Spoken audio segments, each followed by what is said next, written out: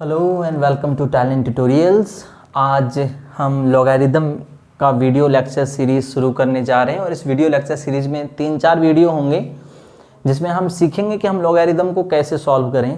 ठीक है, इससे पहले एक video relationship between logarithm and exponent वो पहले से ही चैनल पर उपलब्ध है, आप लोग देख सकते हैं कि लॉगरिदम और एक्सपोनेंट के बीच में क्या रिलेशन है।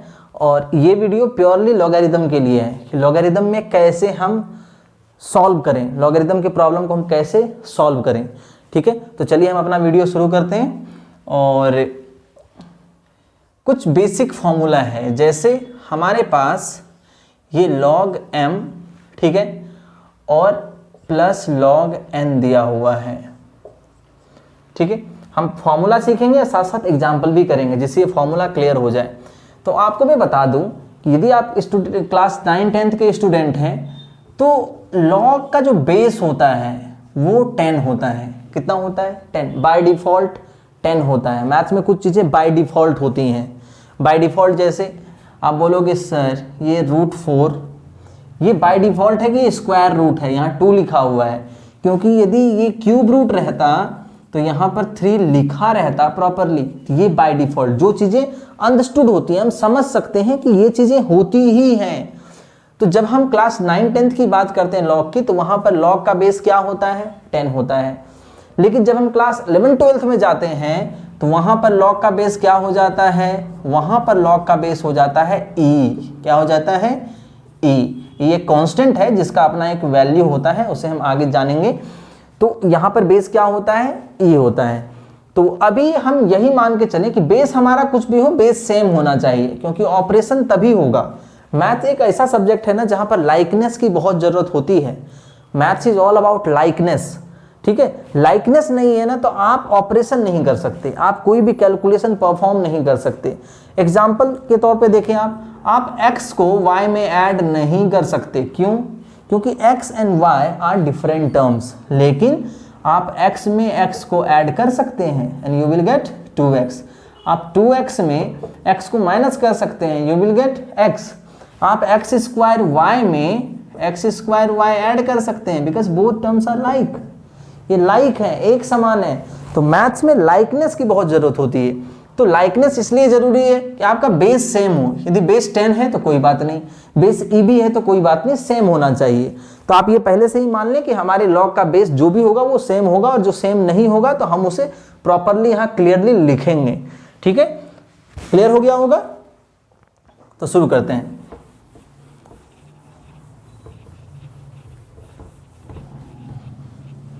तो ये हमारे पास log m plus log n है, बेस 10 है हमारा। ठीक है, तो हम इसे क्या लिख सकते हैं? हम इसे लिख सकते हैं log m into n, base वही होगा जो है।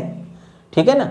एग्जाम्पल है इसके लिए, तो हमारा एग्जाम्पल है log 5 base 10 plus log 2 base 10। log 5 base 10 plus log 2 base 10। तो ये क्या होगा? अभी तो हमने पढ़ा, बीच में है प्लस, तो ये जो वैल्यू बैठा हुआ ये मल्टीप्लाई होगा। तो 5 2 जा 10, बेस 10 का 10 ही रहेगा। अब इवेल्युएट कैसे करते हैं log को? तो log 10 बेस 10 1 होता है। इवेल्युएट करने वाला वीडियो है, पहले मैंने बता दिया है कि हमारे प्लेलिस्ट में log एंड एक्सपोनेंट में एक वीडियो पहले से पड़ा हुआ है, उसे आप देखें। फिर भी मैं आपको बता दूं कि log को इवेल्युएट कैसे करते हैं। तो ये आपका log 10 है, ये बेस 10 है। आप ध्यान से देखो, इसे x मान लो। ठीक है, इसे एक्सपोनेंट के फॉर्म में कन्वर्ट करें तो एक्सपोनेंट के फॉर्म में क्या? ये है आपका वैल्यू, ये है बेस और ये है पार। ये है आपका वैल्यू, ये है आपका बेस, ये है आपका पार। ठीक है, बोलोगे सर ये क्या है, थोड़ा बताना। तो देखिए इधर, जैसे कि हम लिखते हैं ना 2⁻² इक्वल्स टू 4, ये है आपका बेस, ये है आपका पार, ये है आपका वैल्यू। ठीक है, 2⁻² कितना आता है वैल्यू? 4 आता है। इसी को हम log के फॉर्म में लिख सकते हैं, log 4 बेस 2 इक्वल्स टू 2। ठीक है, तो जब हम एक्सपोनेंट को log में, log को एक्सपोनेंट में कन्वर्ट करने वाले वीडियो में हमने ये सीखा। ठीक है, यहाँ पर हम इसमें ज़्यादा समय नहीं देंगे। तो हम क्या कर रहे हैं, हम इसे इवेलुएट करना सीख रहे हैं। मैंने डायरेक्ट लिख दिया log 10 बेस 10 1 होता है, ये रूल ही है। ये रूल क्या है मैं आपको बताता हूं। जैसे आपके पास log a बेस a आए क्या होगा 1, log 5 बेस 5 आए क्या होगा 1, log 15 बेस 15 आए क्या होगा 1, log 1/2 बेस 1/2 क्या होगा 1। यानी यहाँ जो वैल्यू है और यहाँ बेस है दोनों सेम हो तो वैल्यू हो जाता है 1, log का वैल्यू 1 हो जाता है। लेकिन क्यों और कैसे ये भी जानना बहुत ही जरूरी है, क्योंकि मैथ्स में बिना रीजन तो कुछ होता नहीं है। तो ये हम समझने की कोशिश करते हैं। तो ये हमारा है बेस, ये है पार, ये है वैल्यू। तो क्या हम इसे ऐसा लिख दें 10 raise to the power x equals to 10, base पार वैल्यू, बेस पार वैल्यू। बोलोगे सर अब तो समझ में आ गया, 10 raise to the power x equals to, sir इधर भी है 10 raise to the power 1, base same है, बीच में इक्वल्स टू है, तो x इक्वल्स टू सर ये क्या हो जाएगा 1 हो जाएगा। अच्छा तो ऐसे आपने लिखा, ठीक है।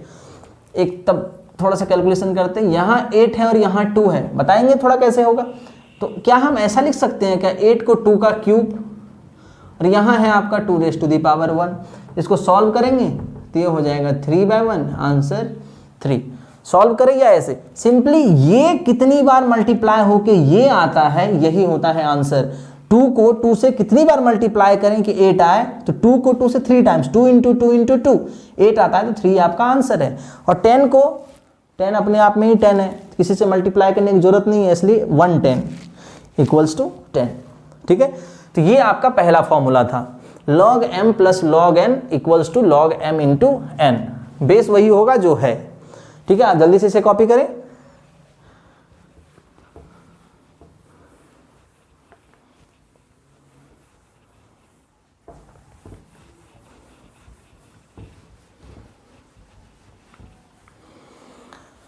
चलिए इसे थोड़ा माइनस में कर देता हूं मैं, log m माइनस n।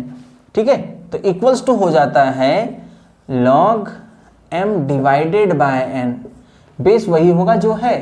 ठीक है ना। एज एन एग्जाम्पल मैं यहाँ एक और फॉर्मूला लिखता हूँ, log x plus log y। तो आप इसे मान लो कि ये आपका हो जाएगा log xy, और log x minus log y, तो ये हो जाएगा आपका log x ओवर y। अब बेस आप मान चलो e है, तो e ही होगा बेस यहाँ पर। ठीक है ना, न्यूमेरिक बेस होगा तो लिखा रहेगा, नहीं लिखा है तो कोई बात नहीं, बेस नहीं लिखा है तो दोनों में सेम ही समझेंगे, और कुछ अलग होगा तो क्लियरली मेंशन होगा, इधर 10 और e। तो इसे अब देखते हैं, हम एग्जांपल लेते हैं एक। हमारे पास है log 500 बेस 10, log 5 बेस 10। हो सकता है ऐसा, बिल्कुल ऐसा क्वेश्चन हो सकता है। तो करना क्या है, log m minus log n, base भी हमारा सेम है, तो क्या करेंगे हम इसे लिख सकते हैं 500 ओवर 5 बेस 10। तब तो फिर हम ऐसा भी लिख सकते हैं log 100 बेस 10। और अभी हमने सीखा इसे कैसे इवेलुएट करना है, तो ऊपर में जो कुछ भी इसे 10 के फॉर्म में लाना है, तो log ये 10 का सर स्क्वायर है और ये 10 है, तो 2/1, तो 2 हो गया सर आंसर। यानी 10 को 10 से मल्टीप्लाई करते तो 100 आ जाता है, 2 हो गया answer. 10 raise to the power 2 equals to 100, ये आपका सॉल्यूशन हो गया। ठीक है, ये दूसरा फॉर्मूला था। तीसरा फॉर्मूला लिखते हैं,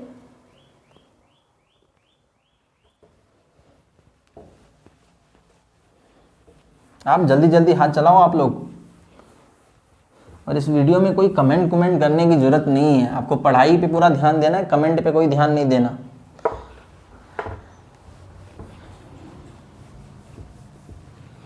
ठीक है, तीसरा फॉर्मूला क्या है, तीसरा फॉर्मूला है आपका n log m to the power n।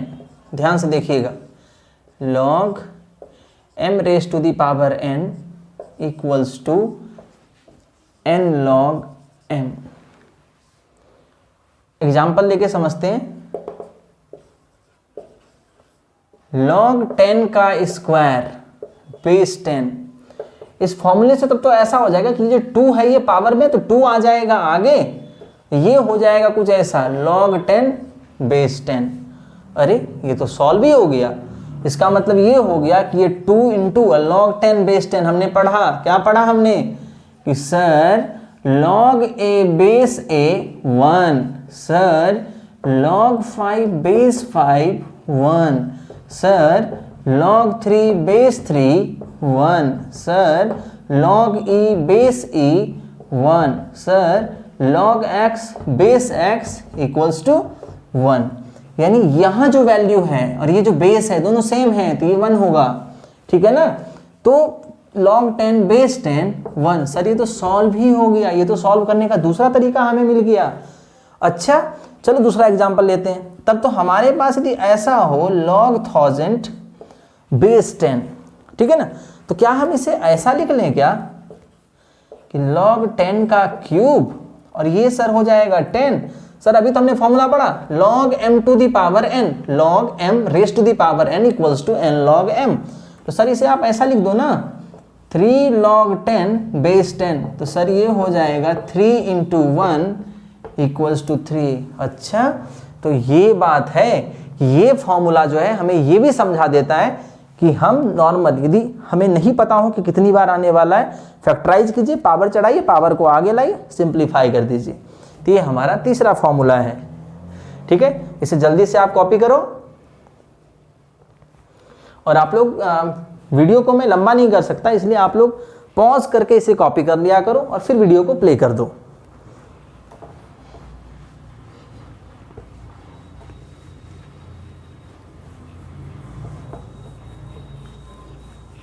अब हमारा चौथा फॉर्मूला तो वो हमने लिख ही दिया है इधर, log x बेस x क्या होता है 1, log y बेस y क्या होता है 1, log m बेस m क्या होता है 1, ठीक है। तो फिर मैं ये क्यों लिख रहा हूँ, एक और चीज़ है कि log 1 का वैल्यू, ठीक है, बेस कुछ भी रहे हमेशा 0 होता है। वैल्यू ऑफ log 1 क्या होता है 0। बेस बदल देता हूं मैं, ये आपका ई ही समझ लो 0 क्यों होता है, समझे थोड़ा क्यों होता है 0, ठीक है समझते हैं।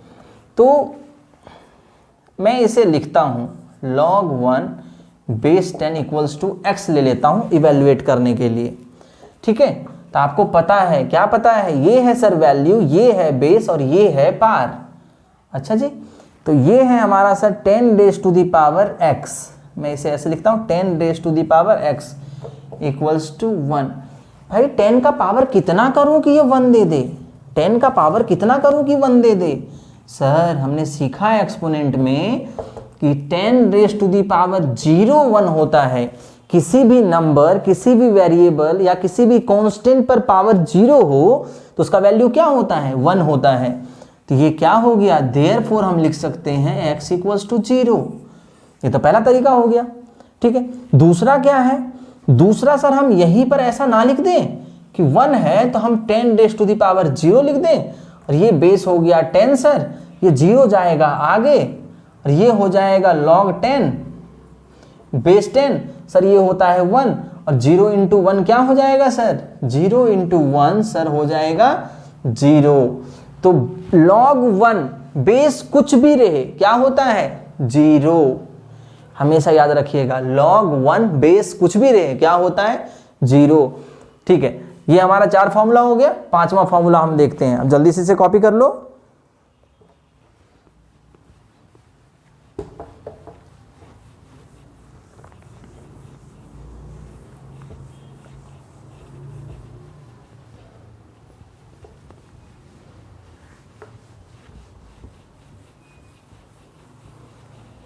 पांचवा फॉर्मूला है बेटा बेस चेंज फॉर्मूला, बहुत इंपॉर्टेंट।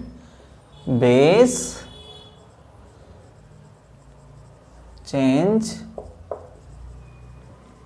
फॉर्मूला क्या है तो ध्यान से देखिए, log m base a equals to हम लिख सकते हैं log m बेस, जो भी बेस लाना है, जैसे मुझे c लाना है तो c ले आए इंटू log